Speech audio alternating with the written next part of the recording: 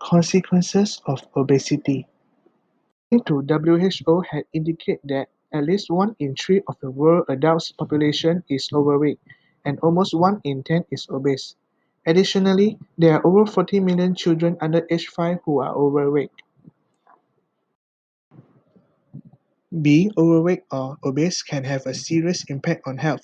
Carrying extra fat leads to serious health consequences such as cardiovascular disease, for example, heart disease and stroke.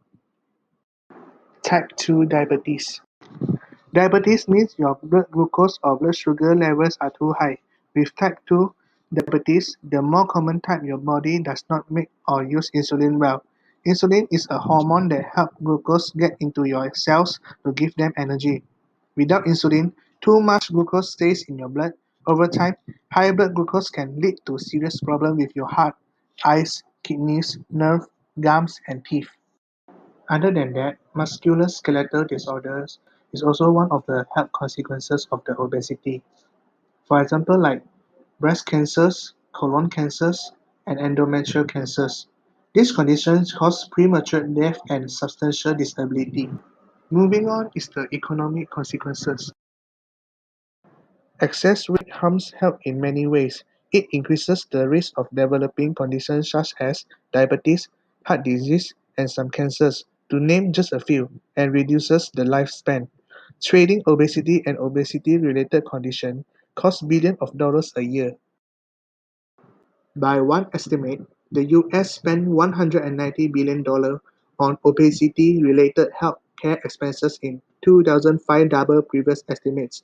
The enormity of this economic burden and the huge toll that excess weight takes on health and well-being are beginning to raise global political awareness that individuals, communities, states, nations, and international organizations must do more to stem the rising tide of obesity.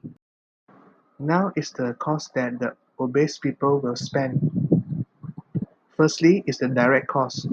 Direct costs are the outcome of outpatient and inpatient health care include surgery. For example, like when people who are obese need to pay more on their health care and spending a lot of cost for the treatment and diagnosis. Secondly, indirect costs.